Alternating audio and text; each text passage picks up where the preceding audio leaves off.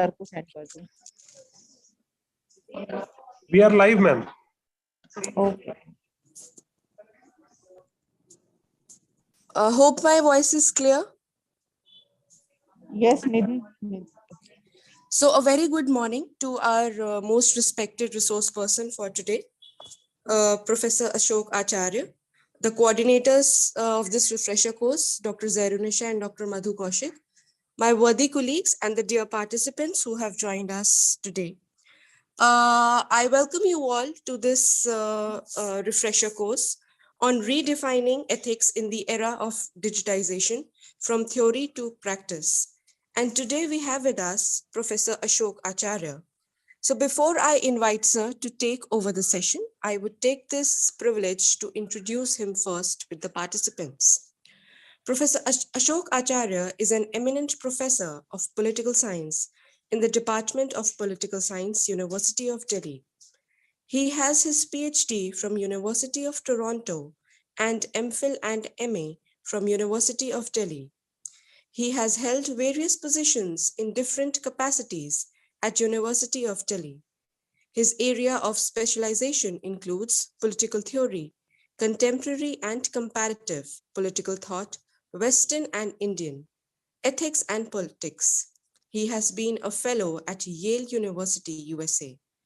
Professor Acharya has authored many books on political theory and has also contributed many research articles in prominent national and international journals. We welcome you, sir. I now request you to take over the session. Over to you now.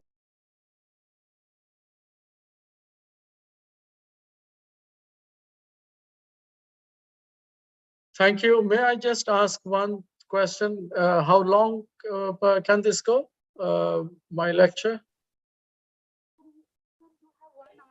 Sir, 50 to 1 hour actually, sir. Okay, all right. So after Thank you. that, we'll invite the questions.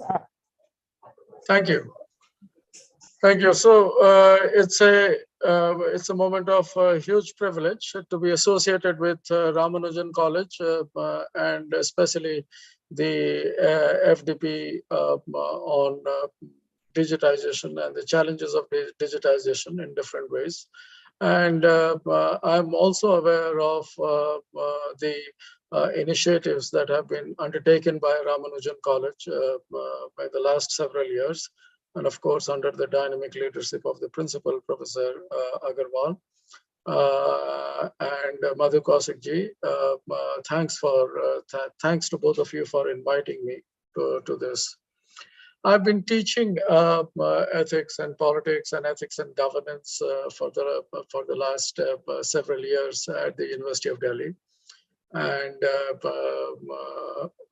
do take a keen interest in these areas. And one of the things that I am, somewhat like you, and we are constantly on the learning curve in trying to understand what are the different kinds of ethical challenges that the world that we live in, which is highly technological, in many ways. The very ways in which we are connected now is also thanks to that kind of a technology that that I'm being live streamed and you're listening to me, and one could listen to someone from any part of the world. And so this is this we think has been very empowering. In fact, there has been a thought that that has been around since the 1970s or 1960s, that whenever there has been a sort of a technological revolution, then there has been a many questions have been raised, and in the end, we have usually taken the view that it is we who have created it for our own good, for our own benefits, and then when we somewhere are very happy with our with whatever we have produced in terms of technological advancement and all that. And yet, anytime there is a technological advancement, there are some questions crop up, and some of these questions are related to the ways in which we organize our lives. We connect with each other as members of a society, as responsible members of a society, and so on. And if you look back when even some of the small gadgets like the radio or the television came in, we thought it was a huge thing, that it was somewhere going to enhance our freedom, because we could listen to anything we wished, and we could watch anything we wished, on the television. And initially, if it was, there were only a few channels, then the whole thing opened up, and we were spoiled for choice. We didn't know what to choose, what to watch. And so, there was a lot of distraction. And then subsequently, with the opening up of the information,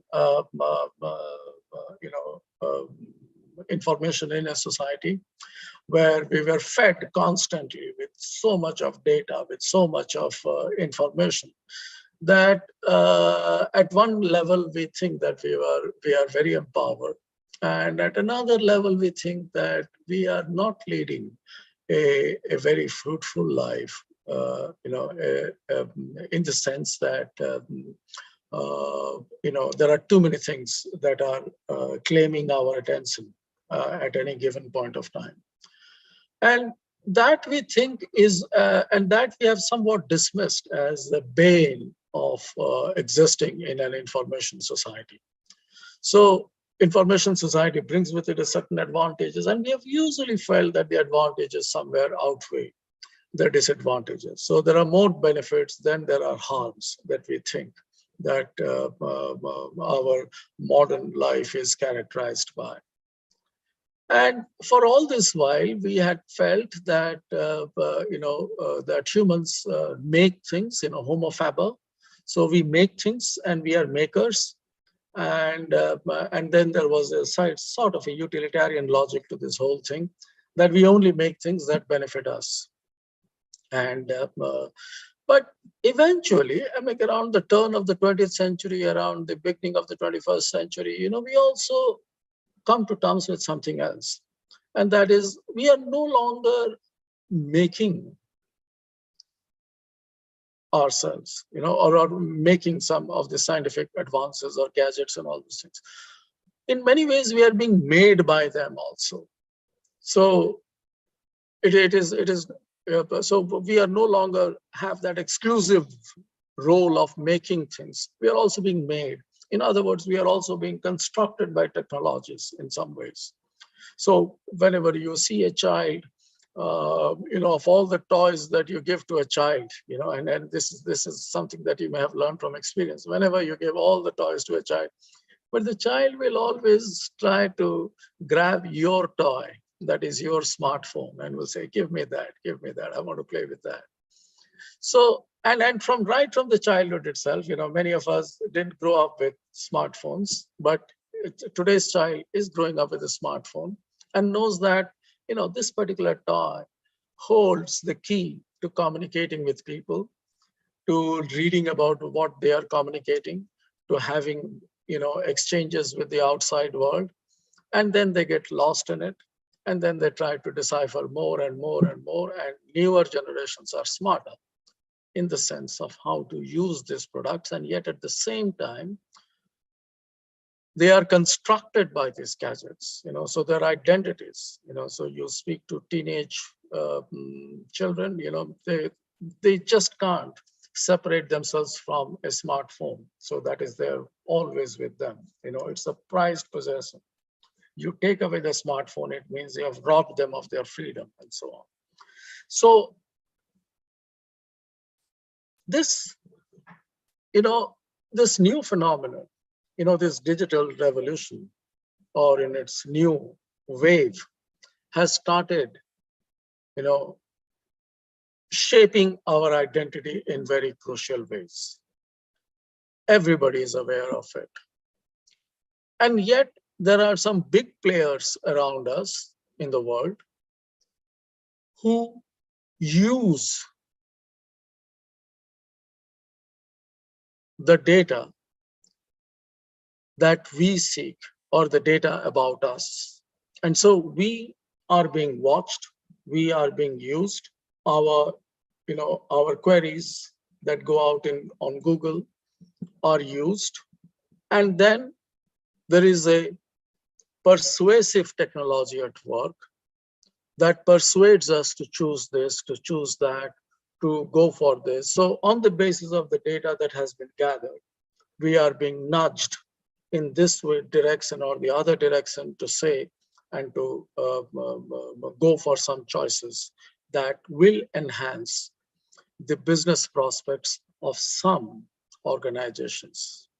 So we have become, so until now we thought that science is a tool in our hands to enhance our well-being, but now we are tools in the hands of science to enhance the commercial prospects or some other motives that the state or the businesses may have.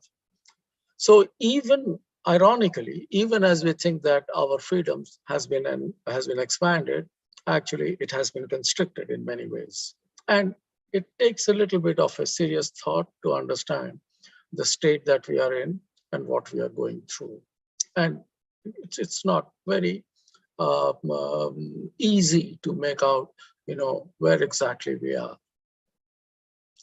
However, with each new technological revolution, the challenges are much more intense and far too spread out in today's time than it was before. So, even if you recall in the 1980s and all that, we thought that, the television has reduced our physical activity. That somewhere we are glued to the sofa and we just want to watch things, and in a very passive way. Many people at that point of time decried, that how unethical the constant use of the television was, because it reduced our capacity as active citizens, as active family members, and also sometimes, interfered with various other projects, individual projects that we may have. So we lost a sense of priority as to what we should prioritize more. However, it was ennobling and empowering for a host of others. So there were, homemakers, who felt that after a day's hard work, they can actually watch the TV and be happy with it. But those instances started coming down, and then, there were more serious concerns. Once you had a new technology coming up, when you could, just watch anything you wanted. And not just, so information technology revolution brought in a whole set of new experiences, a whole set of new real life experiences that, so you had lots of reality TV coming in, and lots of ways in which you could get entertained, and then you are all the time conflicted in different fronts. It was much easier earlier. I recall when, for instance, I was a college student, and I would remember, acha, ye movie us din will be telecast on Doordarshan, so I better block my time. Or those were the times of Ramayana and Mahabharata, and you knew that Sunday morning there was the whole city came to a standstill and everybody was watching it.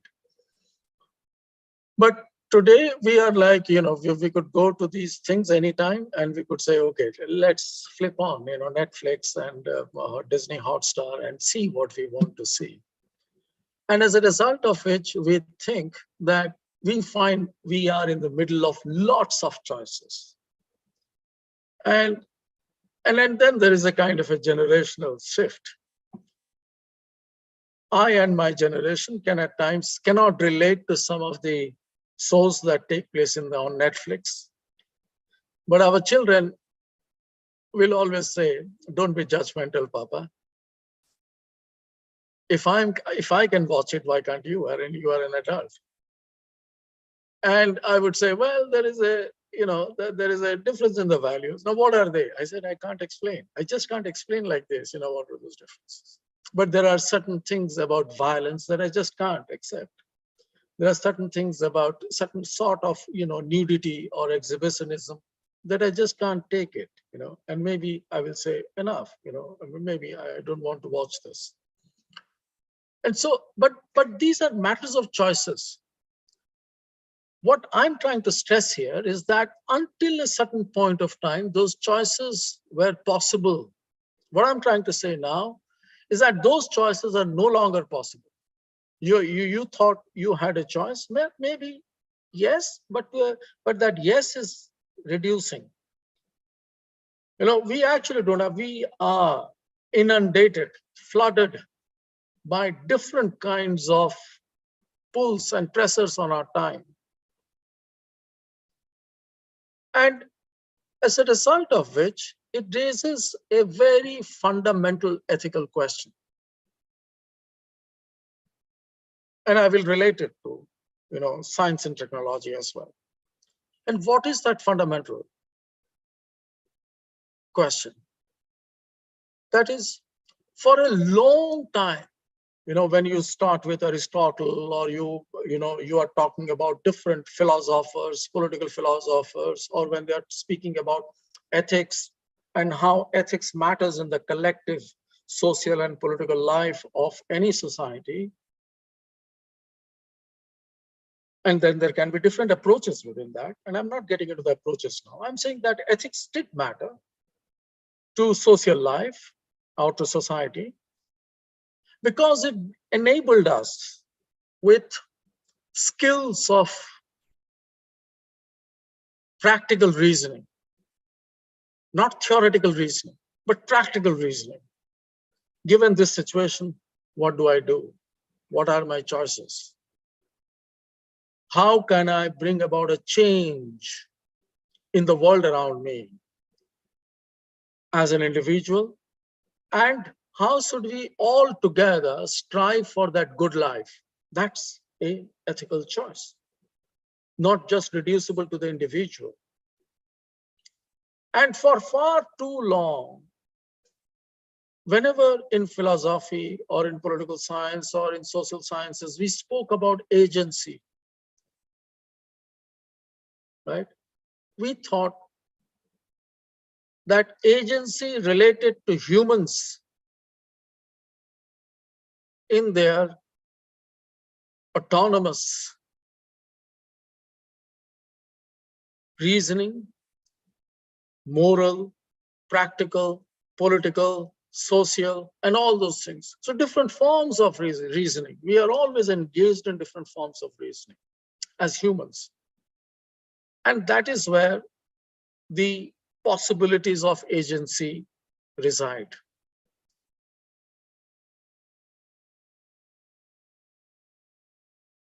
Come down to the 21st century, and we have some huge challenges.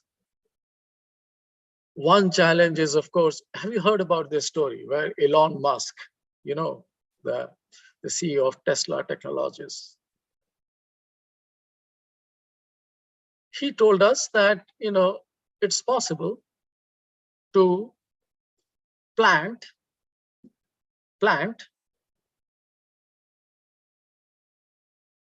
electrical or, wires to our brains that will somewhere have an effect on our brains, to the effect that we will become more efficient. Maybe we can, and the possible uses of such a thing could be that we will be able to remember things that we want to remember. We should be able to forget things that we wish to forget. We should be able to maybe have an extended pleasurable state, or maybe decrease our intensity of pain. Now, these are things that Elon Musk didn't talk about. What he said, that you could plant wires in your brain, that you could have a chip on your body like the ones that you have when you're walking, for instance, right? And you want to measure how many steps did you walk. Now, imagine if those watches go and a small little implant is put inside your hand. You won't need any cards. You could swipe things through your hand just like that. And that's about to happen. But it'll contain the piece, all your Aadhaar card, everything would go, and then there will be a chip, and you can walk in anywhere and you would be known. There will be a screen that will be flashing every detail of your identity, as it happens even now in China. And I will tell you later on how exactly it happens, with their face recognition technologies implanted in every street of China. And you're monitored constantly. But anyway, that is different. I'm not talking about monitoring. I'm talking about that aspect of our lives in which the human part is gradually decreasing. So through forms of bio-enhancement of life, and that is a huge area on which there are many, many ethical questions have come up. Bio-enhancement. Right? So how can we control our mind to think about certain things? So why aren't people tolerant of each other? Some scientists will claim, oh, I can solve this problem. I can plant something in your head and you will become more tolerant. Right? So, and the moment you think about it, also, oh my God, do I really want to go for this kind of a bio-enhancement? But at times bio-enhancement is necessary, because what if you have a particularly bad gene and you want the future children to have, to not inherit the disease that your family or your dynasty is inflicted or afflicted with. So you don't want your children to have the same. So you can go possibly for a bioenhancement. But it raises another question. And that question is another ethical question. And that is, but don't you think that those who have more buying power, more wealth, will go for bioenhancement very naturally? And will actually go for what is called, quote unquote, the designer babies? Very beautiful, very bright. And we, in these kind, our reproductive technologies have increased, have become so better in course that we can actually mix and match. So even if we do not follow eugenic model of marriage and all those things, eugenics, but what we do is eugenics within in producing a designer baby in a test tube. So you can bring in the best of the, both the eggs of the male eggs and the female eggs, and then you say, okay, here is a designer baby or a clone baby, who looks perfectly like you and all. So these are some of those ethical issues with regard to bioenhancement. But there is a deeper point that I'm trying to make, and something connected with when I began my story of Elon Musk. Elon Musk is, is too much on your face, kind of a person, and he can be very aggressive, a maverick in some ways, and but he is the voice of the future in some ways. And I, at times I shudder to think about it, that what the future generations is going to be like if Elon Musk is to be believed. But it's not Elon Musk is speaking.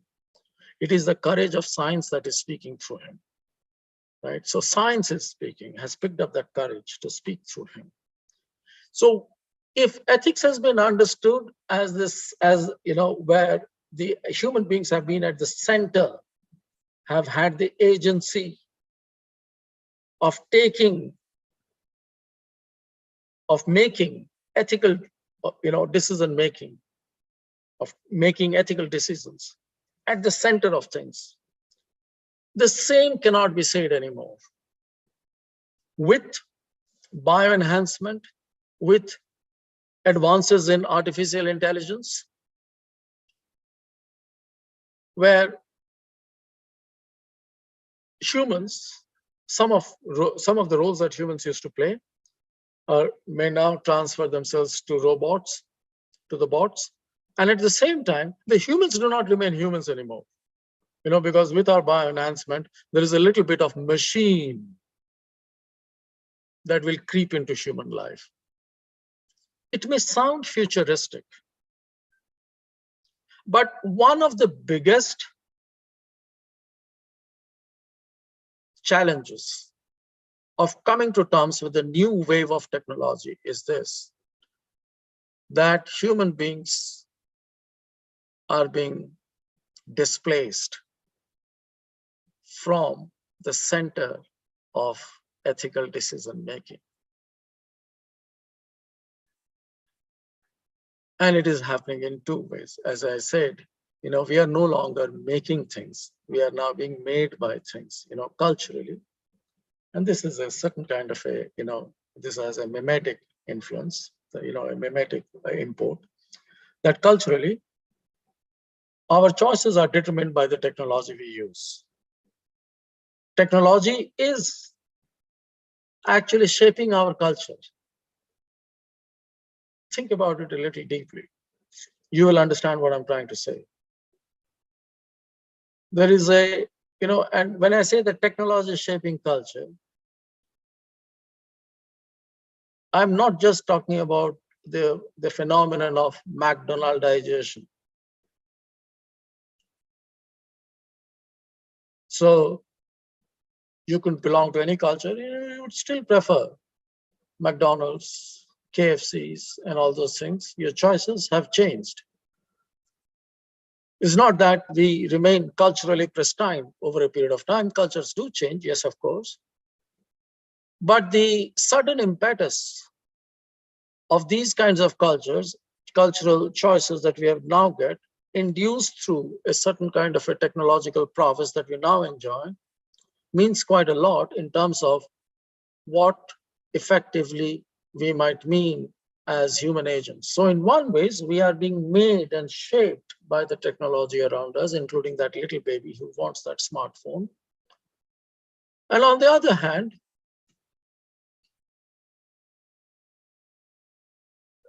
there are limits to putting now or in future, possibly in the future, human beings at the center of ethical decision making. And we have somewhat displaced ourselves. But at one level, we displaced ourselves for good reasons. At one level, we are fighting with our own biases, with our own discriminations and all those things.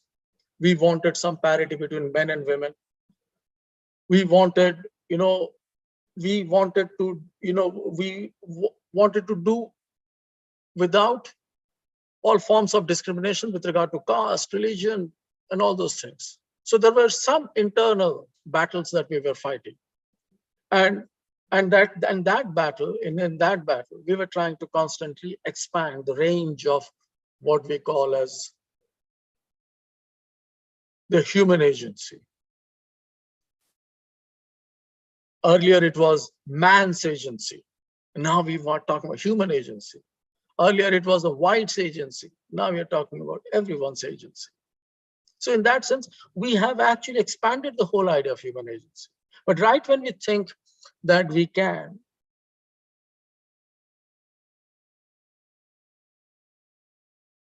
retain this kind of an expanded understanding of human agency, we also realized that there were many animals we are harming. So now we are no longer talking about just human rights. We're also talking about animal rights. And increasingly now we are talking also about the rights of the robots. Right? So in this way, there is a certain way in which we are making the whole question of human agency a lot more. We have expanded it, but we have also made it a lot more flexible. We don't wish to be at the center, but there is a certain instinct in us, call it the scientific instinct, and we are still led to believe that we have created this wonderful world around us. And yet at the same time, we step back and say, no, but there are others who also matter. And so whether encouraged by whole questions of climate change, which brings in a different set of ethical issues altogether, we still think that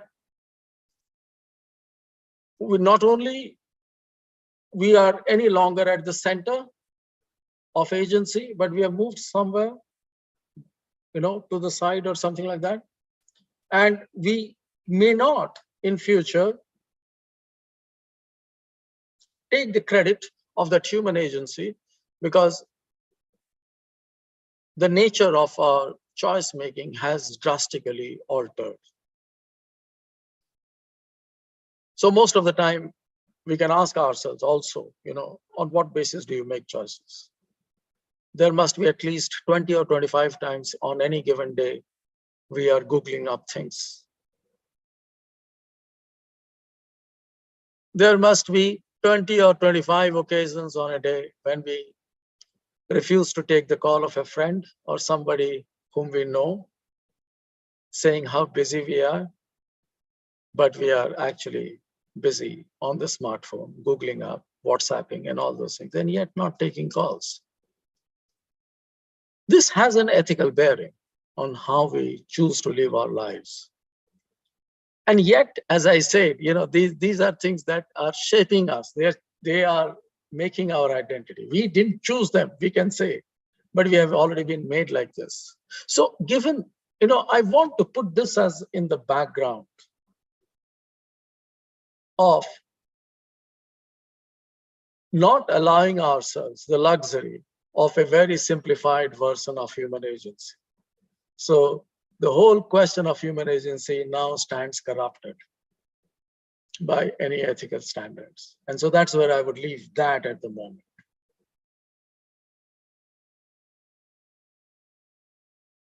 But there are other kinds of issues that now come up in the world around us.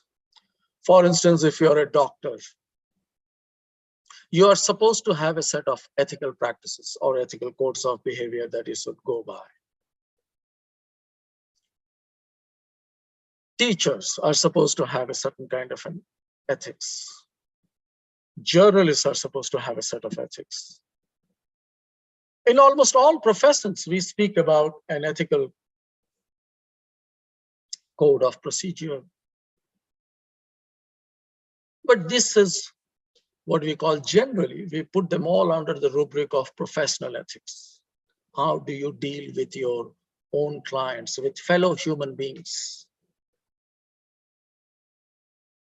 And while we're talking about professional ethics, remember, we are not talking about institutions, organizations. We are talking about, though organizations do play a role in how particular people behave with each other and how ethical they are, it matters. Which organization you are working for matters in the kinds of ethical choices you make in your lives, in your day-to-day lives. I came across a wonderful study of someone who wrote a PhD dissertation for one of the IIMs. And that dissertation came to me for examination, and wherein this person was making a sort of a comparison between two entities, one in the private sector, one in the public sector. And in the private sector, he chose to work on Tata Motors. And in the public sector, he chose to reflect on the ONGC, Oil and Natural Gas Commission, right? And basically on Indian Oil, did that work on Indian Oil. So there was a different, comparison between Tata Motors and Indian Oil. Indian Oil was making huge profits. And yet, they had a huge CSR funding. Tata Motors was not doing profits for a long time. But their commitment to CSR, or corporate social responsibility, was much higher. Now, if you look at what brings about that difference, you would notice very well that the Tata groups have always been very upfront and very on the forefront with regard to fulfilling their ethical obligations to the larger society. Even if they go under losses, with or without that mandatory, that mandatory requirement of spending, 2 to 3% of your profits on CSR came up in 2013. But even before that, Tata Motors, in spite of their losses, were spending on corporate social responsibility. So what I mean to say is that it matters which organization you belong to, and how sensitive you may be to ethical issues will depend a lot on that. But I began the whole thing by talking about professional ethics. Professional ethics are one part of the story. They can determine, for instance, how doctors must behave with their clients. Of course, we know that there are a few principles that they have to follow, that they have to somewhere allow the patient to have, to get into a trustful relationship. They advise everything based on the interests of the patient and on his or her well-being. They should be explaining everything. They ought to explain everything. The particular disease, diagnosis, and all that, everything should be laid bare before this patient. Only then you can have a relationship of trust. And the doctor is supposed to also respect the privacy of the patient. And all along, the doctor must take the consent of the patient, and then the doctor is supposed to tell the patient, okay, what are the side effects of this? What are the side effects of that? And, in spite of the side effects, can I have your consent that you would go forward with this kind of a treatment? So this is, so professional ethics in whichever profession you are, somewhere talks about a certain kind of a trust, respect for privacy, respect for consent and autonomy of the other. And in a similar way, it's not only the doctor doing this to the patient can also have, a patient is also expected to have the same sort of, understanding with the doctor and the same sort of relationship. But these are, in some ways, these are, here ethics is, even if it is supported by a code of ethics, brought forward by particular institutions or organizations, it comes down to how particular individuals play their professional roles.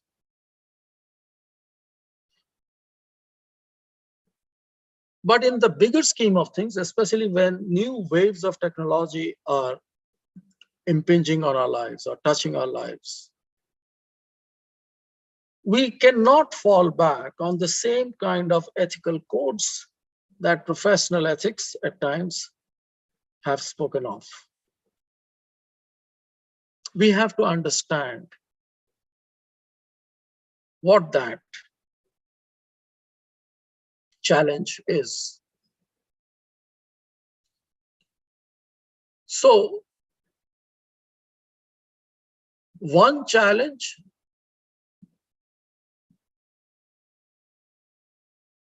is to understand at what level a particular technology is. Why I'm saying this is because it is too easy to speak about what is the kind of ethical code or the existence of an ethical committee, for instance, is required.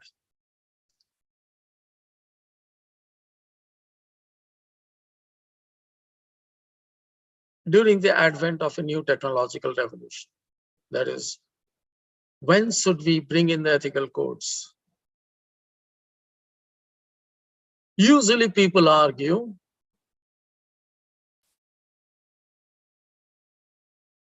that unless and until we have understood this technology and understood the full import, the complete, all implications of this new technology, let us say artificial intelligence, for instance, we cannot come to terms with what kind of ethical codes are required.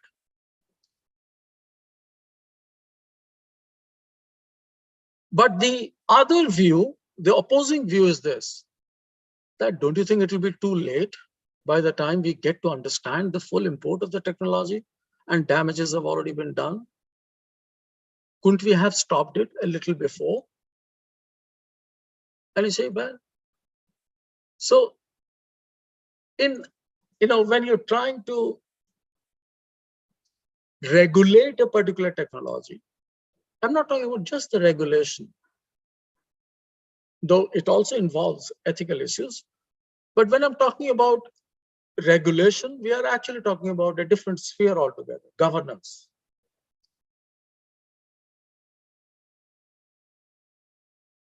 Ethics doesn't directly impinge on governance, but it may, especially with large and new waves of technologies. And that is where I find that both ethics and governance are coming closer than they were before. Law, governance, technology, and ethics. Never have they been as close to each other as now. Yeah, so coming down to the question of when do we bring in the ethical intervention when a new wave of technology is unfolding? Back in the 1970s, someone called Collingridge said that usually we do not bring in any kind of ethical regulation when a technology is emerging. And when it completely emerges, is completely developed, we think that the genie is out of the bottle and the damage has already been done. We can only minimize that harm and that damage. So this is called the Collingridge dilemma, which at one level, we could say considers a certain kind of a trade-off between successfully regulating a new technology while it is still young,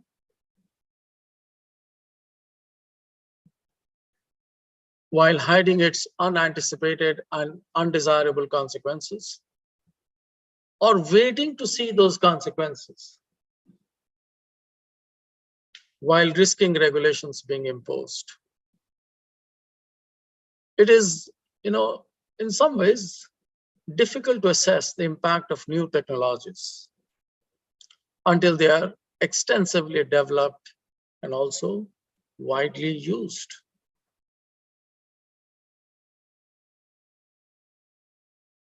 And at the same time, when these technologies are very strongly entrenched in society, it is very difficult to regulate them.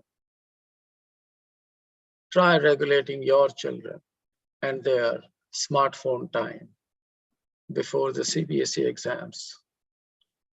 You will know. If you hadn't set those rules right from the 5th or 6th class, you can't set them now when they are in their 10th or 11th, right? And once they are in the colleges and all that, they won't ever listen to you. They would say, oh yes, I'm leading a full-fledged autonomous adult life.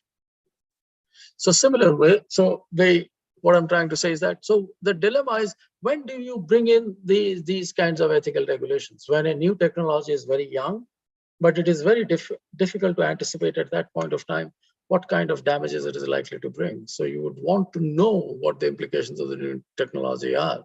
And by the time the implications come out, the damage is already done. So this is the dilemma, the Collingridge dilemma, for all new wave technologies, including something like digital technology, and especially digital technology. So digital ethics also has a huge challenge in terms of measuring up to when do we get to regulate the uses of such technologies. Because, if we leave them unregulated, they are going to create a whole host of different and much more complicated ethical challenges that later on it will be we will be very hard, we'll find it extremely difficult to then regulate them. So so when there were so many search engines and Google came up, we were very happy for Google. Amazon also was amazing in many ways because it gave us a leisure, the much needed leisure to browse our smartphones at home and forget about shopping, and did all the shopping at home. And we could, order products. And I also know of people, who would order even a toothpaste through Amazon. Right? So Amazon was liberating in many ways. Google was liberating in many ways. Facebook was also liberating. If you ask yourself, why did you join the Facebook in the first place? Do you still remember the reason why you joined the Facebook? I remember my reason. And I was told, and I believed it, and it was a good thing that you could connect with many of your old friends, I was told. And so I said, okay, yeah, let me find out all my friends on the Facebook. And I found out all my friends, maybe except one or two. How many of them, and we on the inboxing, we have been inboxing each other, our numbers. How many times do I call them or they call me? Maybe a couple of times, though I know some friends, they would always call me on my birthday, but just very few. But anyway, so whatever the quality of the relationship between, old friends and in today's time, the fact also remains that things have slipped out of me. I'm no longer able to control the Facebook that I own. On any given day, I have so many friend requests, or, and people I accept, people I don't accept, people, and I don't even bother going there. But there are many who bother. And most of the Facebook users, usually young, they bother. They bother how many likes they get, how many comments they get. And Facebook is one thing. Google. When it came, Googling, Google was one of the best empowerment tools that we could use. Thanks to Google, our research was made simple to such an extent that we now don't bother about answers anymore. For anything we don't find, there is always a Google, right? So, including in the schools these days, in the open book examination, students won't write from their textbooks, but they would write an answer that is lifted out of Google. And in research, we know that it amounts to plagiarism. And yet, day in and day out, we get all those plagiarized, assignments from our students. But anyway, there are more grievous risks involved. In the four giants, for instance, we talk about, Facebook, Google, and then Apple, and you could add maybe the Microsoft, but I hope I'm getting all the Amazon, right? So these are the four huge groups that are controlling the entire data of the world. And what is the data? The data is about, who's searching for what. So much so that Google is now more accurate than has any medical intelligence body ever been in trying to predict pandemics. And they knew when did this outbreak happened in Wuhan, in China, much before others, because everybody was trying to Google out similar phrases of this kind of sickness. And from there, Google immediately got an alert that something is not quite right in Wuhan. Everybody is Googling in the same things. Or Google would have found it, because Google was also not allowed in China, but they could have found out through their own sister search engines. So that was the first alarm.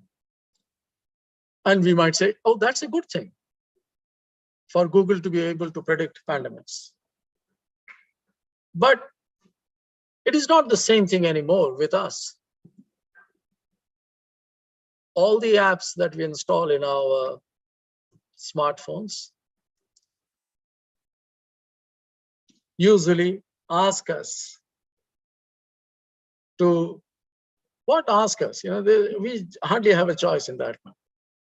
You can't ever download an app and keep it working unless and until you have agreed to some of their conditions, that they should have access to all the contacts that you have, to all the data, to how you use the net, to your contacts, to the net, to your downloads, what kind of downloads you make. And there they have created an identity for you, an identity which has some likes and dislikes that can be sold in the market. And then there is a new set of persuasive technology that works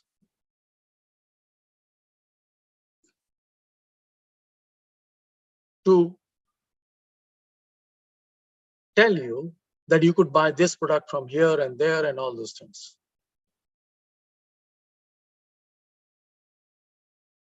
Anytime, at times I wonder that I haven't spoken on the phone, and yet there is a hidden Alexa in my phone, maybe, which is listening to my conversation at home. And probably we have been talking about, relishing a certain kind of food. And immediately, either the same day or the next day, there is a kind of a push ad coming in about, the kinds of biryani you could have or the kinds of food you can buy and all those things. And the same is true for Facebook. When you open the Facebook, there is a certain kinds of, on the sidebar and also on the main page, you would see some suggestions all the time. Try this, try that. Even if you want to say, do not disturb me. But it is the business of business to disturb you and to get to know you more and to profile your choices. So this kind of a digital technology that we now face, wherein we have been rendered utterly powerless and passive in many ways.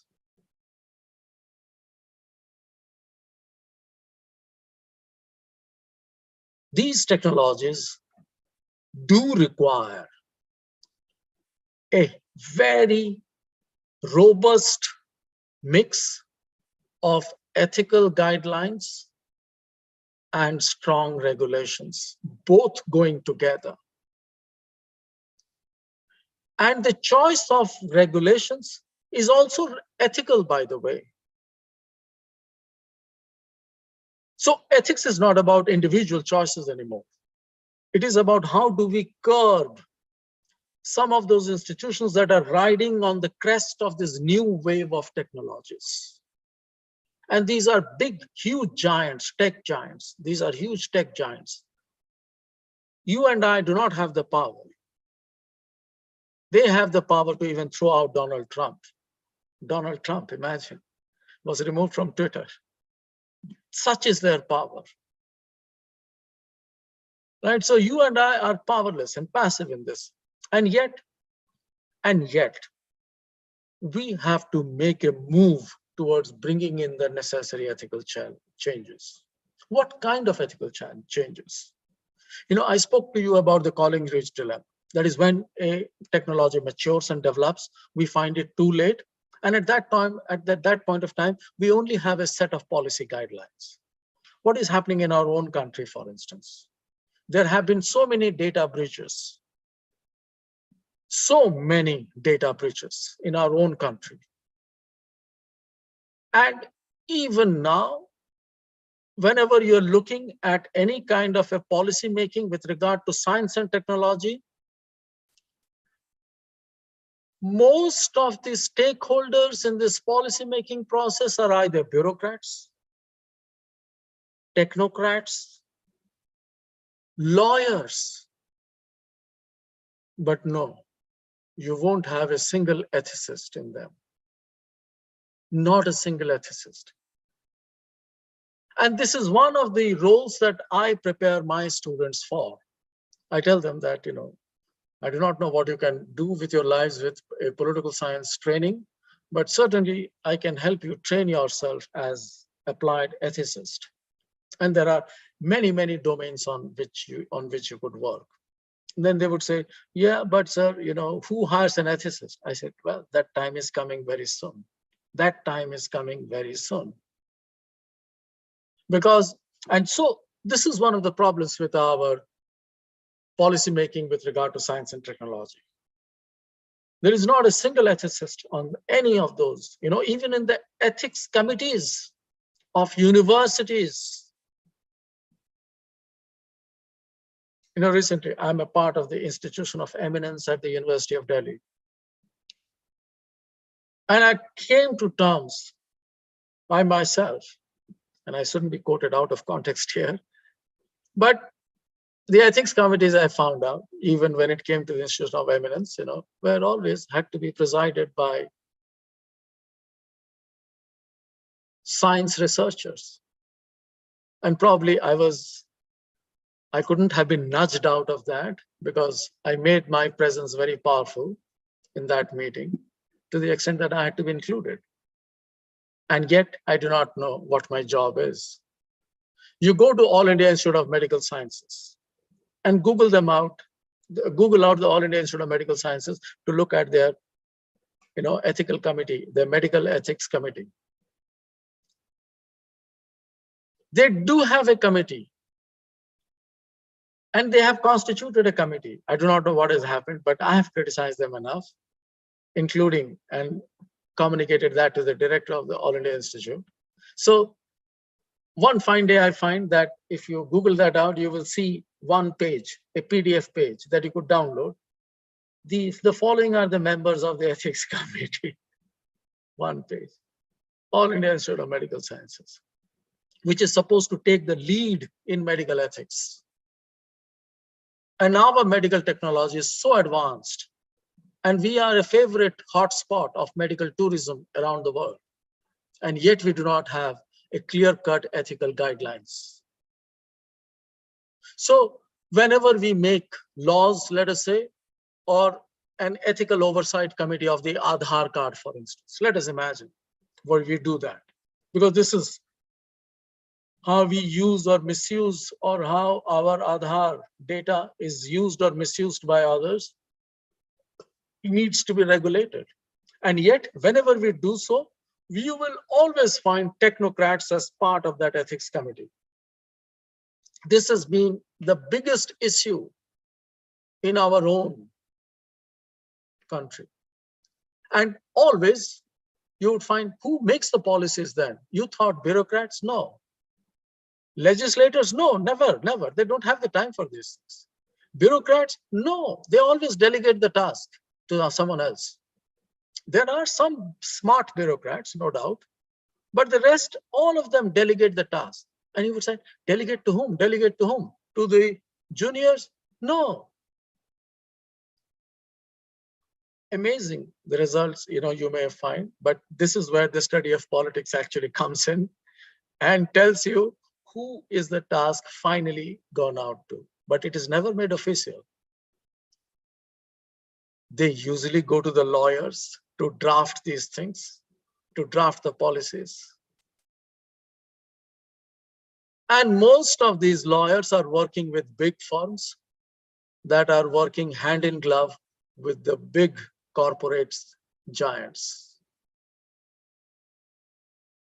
So even before the Prime Minister of the country will get to know what goes in a particular policy, somebody else living in faraway Mumbai, for instance, in faraway Mumbai, Ahmedabad, or Bengaluru, will get to know faster as to what is coming in which kind of a policy, even while this is being written. So how can you incorporate these kinds of ethical guidelines in any kind of policy? We need to have a diverse inputs going into the policy-making process. The policy-making process has to be a lot inclusive. Only when these conditions are met can we actually successfully bring in some of those ethical guidelines into the policy-making process. Otherwise, we are bound to have a policy-making that goes by a very foolish logic of a cost-benefit analysis or a utilitarian analysis that most bureaucrats make most of the time. But a cost-benefit analysis that is true both for the private sector as well as for the public sector. There are exceptions that I told about the Tatas, they are an exception. So the cost-benefit analysis of either the private sector or the public sector is the same. And that is where the foundation of the public policy lies. So what I have been trying to do all this while is to let you know the background of what is going on. So at times it might be foolish to expect that a new set of ethical guidelines is going to emerge from the top, from the parliament or something like that to regulate artificial intelligence. And yet there will be some regulations, as it happened with surrogate motherhood, for instance, or on the law of surrogacy. So if I have to sum up,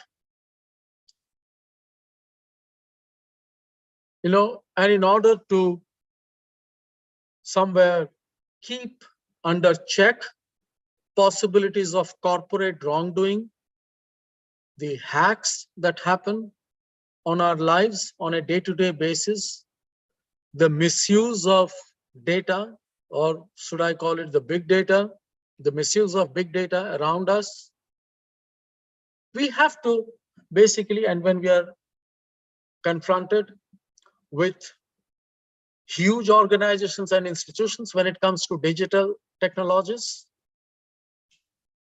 there are three areas that we should be working on constantly, keeping also in mind the Collingridge dilemma.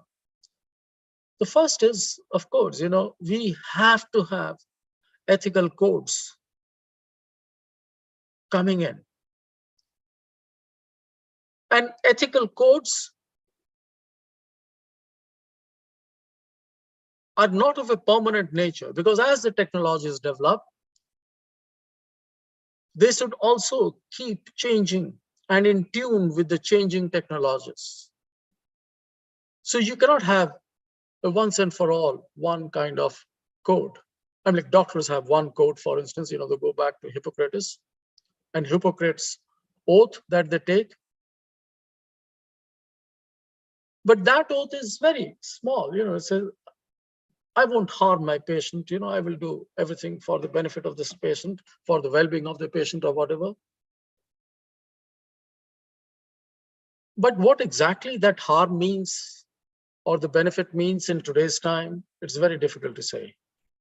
Because with new technologies, even a doctor is unable to make a choice. So there has to be ethical codes. And these ethical codes also need to be in sync with the changing nature of that medical technology, for instance.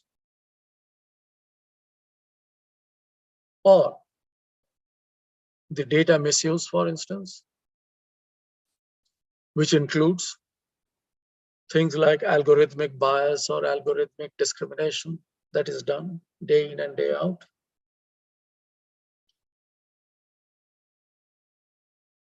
But while we are framing these ethical codes, let us also remember one thing.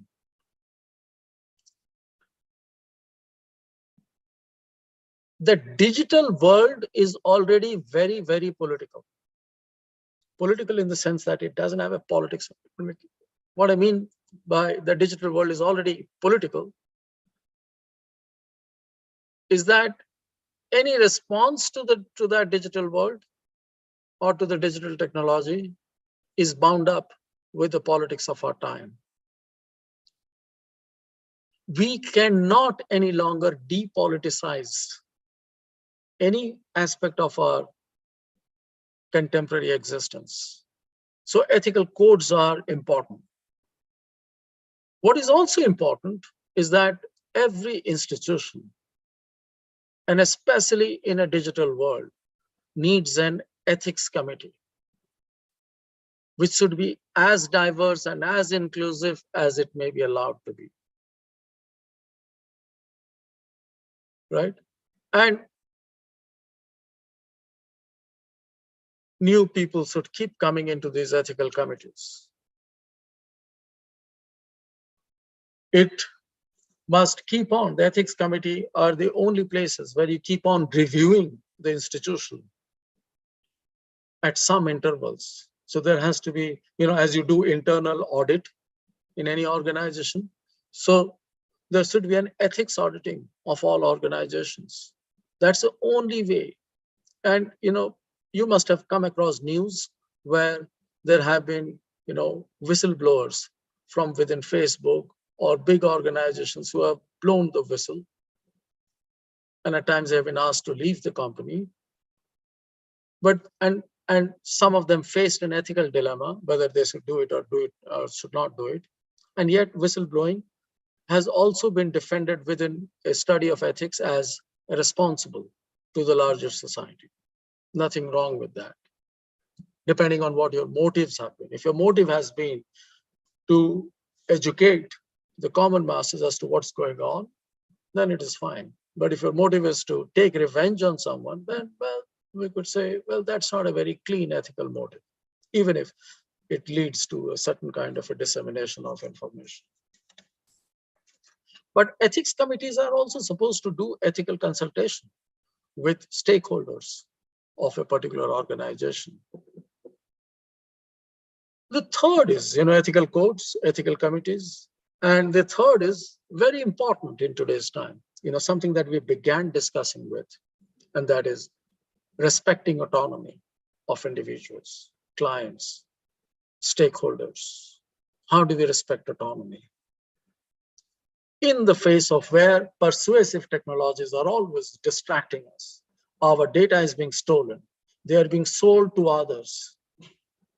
In the face of all this, how do we respect autonomy? We, of course, need a set of governance tools, regulatory tools, and also a kind of a constant ethics oversight of the working of these organizations. So we also have a right to not to be disturbed. We also have a right to be forgotten by the institutions. I don't want to be remembered by institutions. I do not want to be disturbed, but I also wish to be forgotten. Why should X, Y, and Z companies and institutions have all my data on their records? Even if it doesn't directly affect them, but they have all my data. Don't I have a right to be forgotten by them? So these are some of the, so what I've tried to map out so far, without being very, very, so I have deliberately avoided that, 1, 2, 3, 4, 5, 6 points of, how do we design ethics for digital technologies and all that. No, I didn't want to do that. Because A, I didn't want to sound technocratic in my approach, that all these things are problems and all these things can be solved, 1, 2, 3, 4, 5. No, first let's understand what our agency is all about. What kinds of choices do we really have in today's time? And yet, how must we struggle to realize in degrees, if not in kind, on what's possible? And so we think that most of the institutions face these 3 litmus tests. Do they have an ethical code? Do they have an ethics committee? Are they respecting the autonomy of their stakeholders, all stakeholders, including their employer, employees, everyone, their clients and everyone? So I will stop here, and we're happy to engage with your questions. And thank you once again for this opportunity. to speak to you all on such an important theme, to which I hope I have done some justice to. Thank you.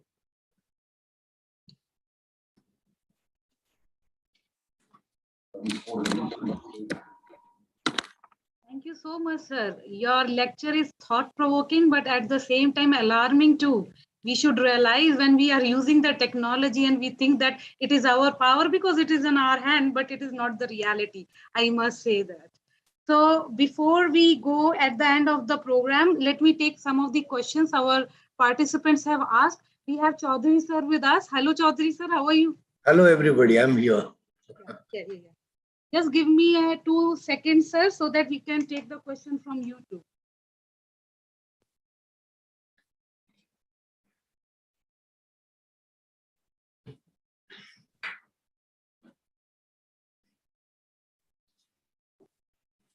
Okay, so there is a question and very interesting question by the participant, and the participant has asked that, as you said,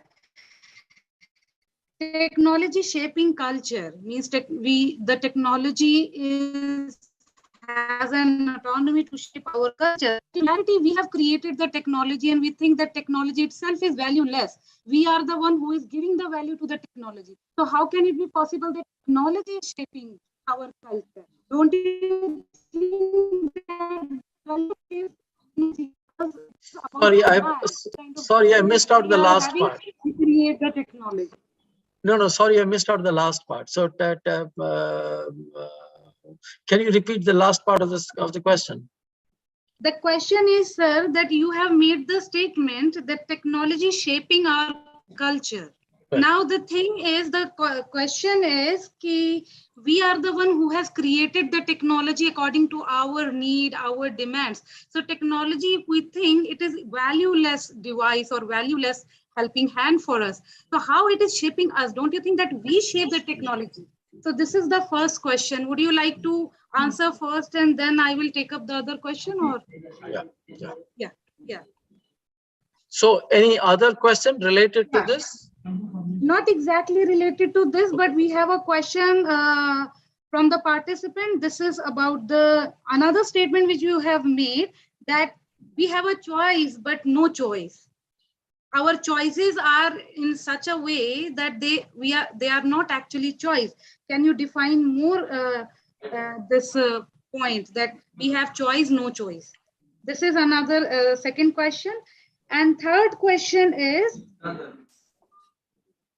what are the basis of our choices? Like, it is related with the second question. If you think that we have the choice, but we have no choice, so how do we define that these are the choices? What are the foundations of our choices?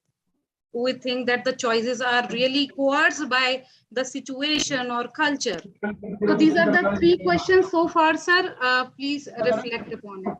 Gradually, okay. I'll take more questions. Yeah, thank you. Okay. Yeah, well, no, to first of all begin to think that technology does not have any values to itself, that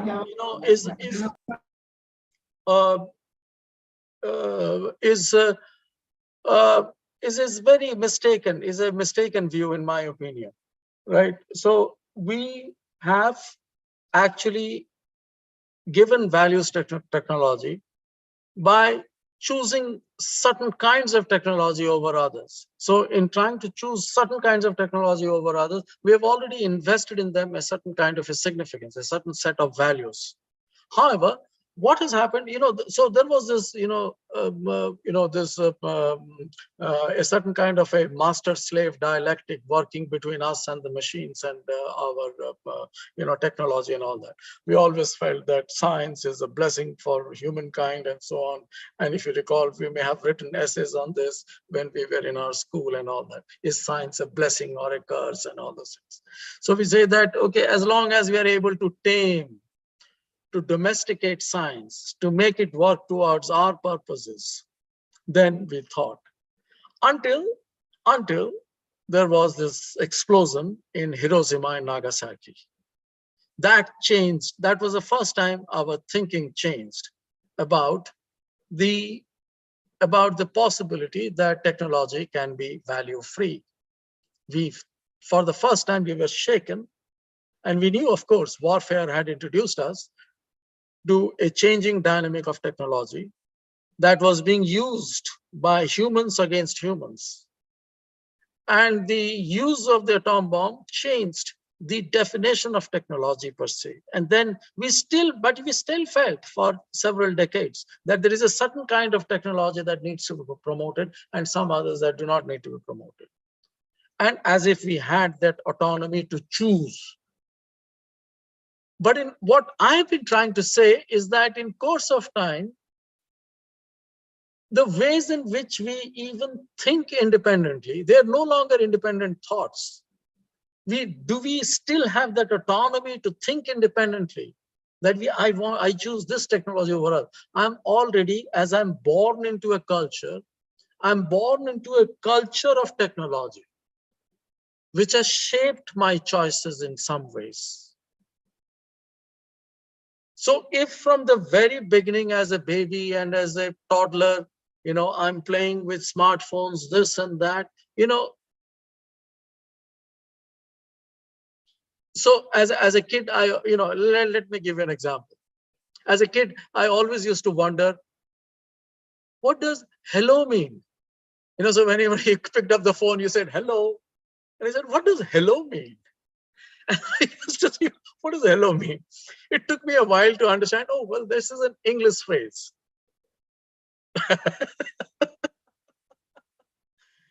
नहीं, जब बच्चे थे तो हम किसी को सुनते थे तो हमें लगता था कि ये this is our etiquette.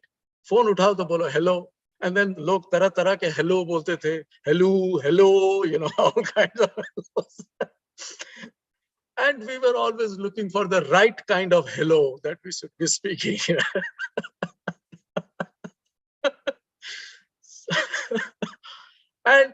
And yet a child now knows immediately as soon as you start speaking, and when he gets to hear hello, hello, it's ingrained. What I'm trying to say is that a child doesn't isn't led to believe or is led to think that he or she has a choice in trying to determine what he or she chooses to use. So in that sense, our choices are constrained. We do not lose our autonomy, but we need a fair bit of knowledge before we get to choose what we wish to choose. So we regain our autonomy after some amount of dedicated self-education. Or else, most of the time, we are, and we're not saying all of us are, as Google uses Google, so we are stupid, STOOPID. We are, and there's actually an article on that. How has Google made us stupid? So I'm talking about those kinds of choices and the ways in which our choices have actually been compromised by our necessities on the one hand, and the necessities keep changing over a period of time. So don't even call it a choice. Call it what I would prefer in philosophical terms, you could call it an adaptive preference. Now, doesn't a woman in a rural setting know that she has a choice in not aborting the girl child? And yet chooses to go ahead by aborting? Why does she do that? She had the choice, but she's somewhere trying to satisfy, let us say, her in-laws, her husband, and all those things, is playing a cultural role. And at times, these are smoke screens. Your family, your culture becomes a smoke screen that doesn't allow you to see the real choices that you're capable of. In a similar way, when I say that these are choices that are, so we are already growing into is technology shaping culture. Earlier, we used to think that these are two separate domains. But with the increasing use of technology, this is also shaping our cultures in different ways. If so there are apps for everything. Even if you want to enjoy bhajans, there are apps for bhajans also. So that's the way in which I meant to say that technology is shaping our culture, and it is not any longer value free. Some apps are being made keeping in mind your cultural preferences. I won't call cultural choices. Because even some cultural choices can be made in a very conscious state of affairs, and some may not be. So it is in that sense, and coming down to the second question, we have choice actually, but no choice, in the sense that, we have choice in the sense that we think we are choosing, but all that we are choosing, this app or that app or this app, and our choices are limited to the extent of what apps make, what kind of apps are made available to you. And what about that other app? Oh no, that is no longer, that is not available, chiefly because it is not commercially viable. So anything that is not commercially viable is not available. Right? There is no free lunch, as somebody used to say. So there is no free lunch ever. And so all these free apps that we get, we think that we are choosing them, but even they are bounded by what is commercially viable, and only those sell those that are commercially viable. So we have choice on the face of it, but actually we don't have a choice. But I had a deeper sense in which I was trying to say is because when we are constrained by the technology, by the choices that technology is giving us and how we revolve within that, then a part of that centrality of human agency also gets compromised. And we cannot, unlike in Aristotle's time or in Rousseau's time, cannot think that we alone can run certain regimes or our collective social lives or political lives like a democracy come true. And to the best of our ability, we can't ever claim that anymore, right? So we have also become, in many ways, we have become privatized citizens. We are not public citizens. And this is something that even someone like Tocqueville in his Democracy in America alludes to. Tocqueville says this, but some other time I may have the opportunity to say this, how too much of equality actually destroys individual freedom. And at first glance, you might find this very provocative. And what? Too much of equality destroys individual freedom? Yes, and that Tocqueville said precisely. But anyway, so what are the basis of our choices? Yeah, the basis of choices is what I just said, that it is, what I would say is a full moral autonomy of the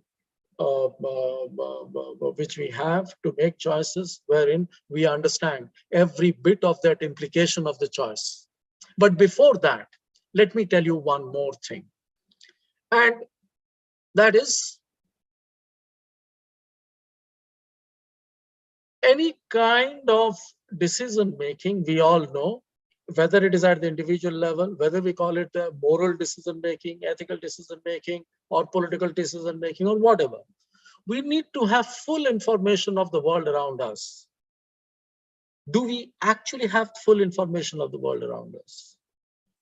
If we even have the full information, do we have the proper tools of judgment of this information that is available to us? Do we have the tools of judgment? We don't.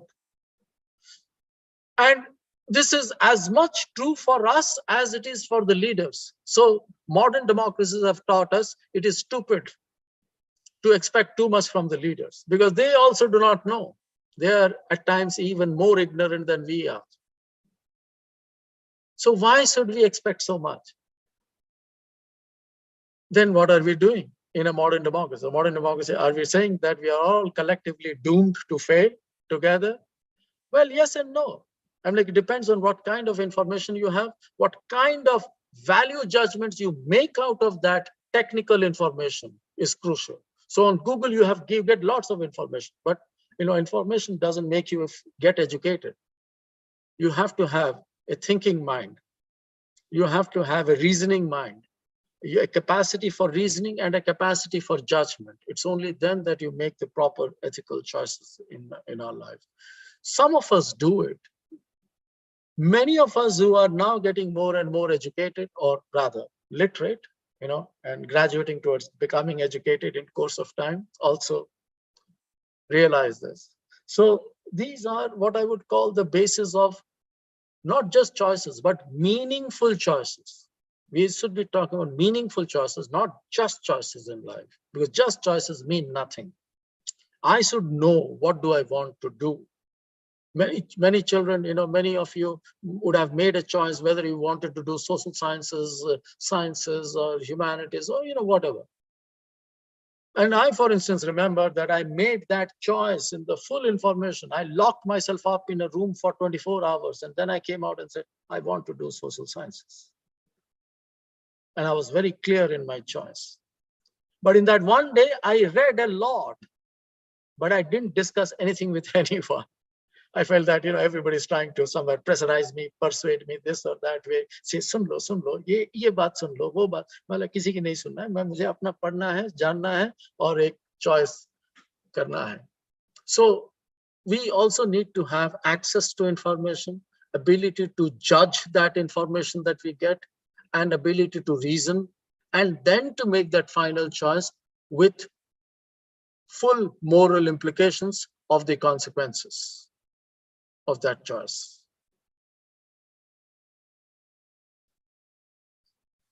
Thank you so much, sir. I hope our participants have got their answer. We have more questions, but due to the short of time, I'm unable to take it. But I think we can call you in future as well.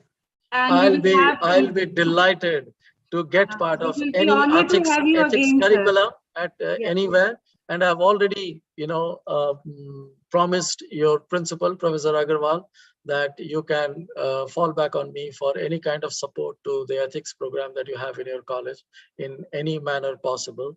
And I'll be very glad and happy to come along and spend some time. In fact, I told him that I want to spend one full day in your college. Yeah. Me too. It was really insightful lecture, sir, and I hope our participants have enjoyed as well as they have learned a lot. Now, we need my hi to all of them. My hi to all of them. Yeah. Participants are watching you, sir, and they are watching your hi as well.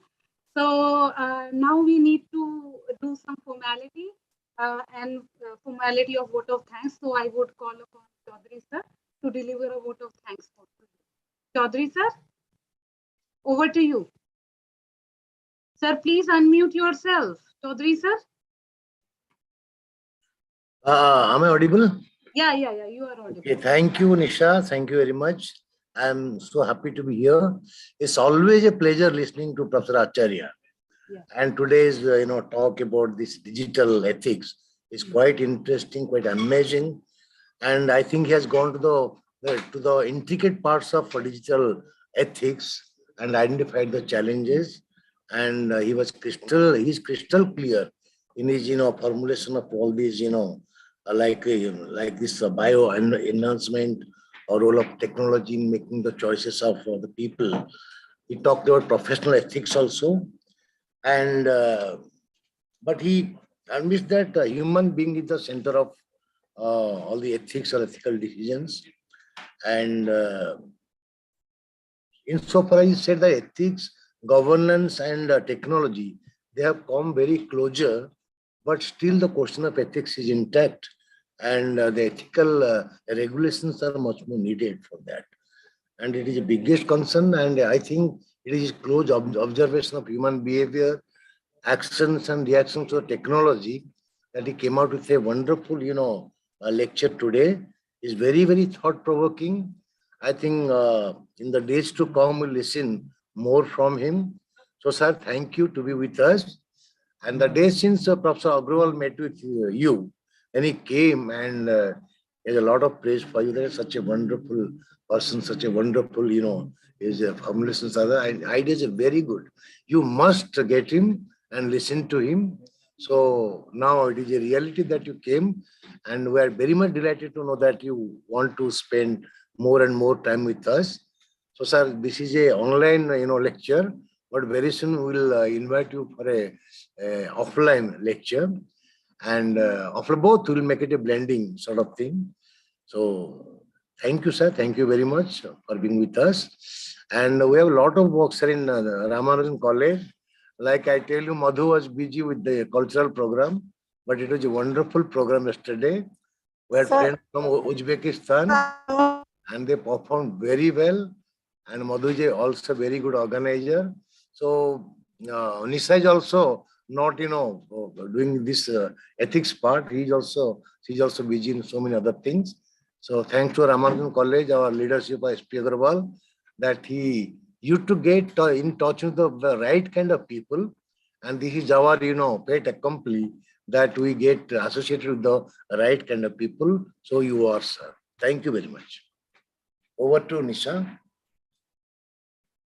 Thank you so much, sir. Now, Madhu, if you want to say something, because I have seen that you were trying to connect with us and you failed to. So if you want to say something or few words, you are invited. Thank you, Yes. Acharya sir. Thank you so much joining us. आपका बहुत शुक्रिया. थोड़ा सा हम लोग busy चल रहे हैं जैसे सर ने बताया, बट नेक्स्ट टाइम कॉलेज में जरूर आइए sir. Thank you sir. It would be honor to have you, sir. And now I am announcing the formal closing of the session, and see you in the next time. Thank you. Thank you, everyone. Now you can switch off your or leave the session. Thank you, sir. Thank you, ma'am. Thank you. Thank you.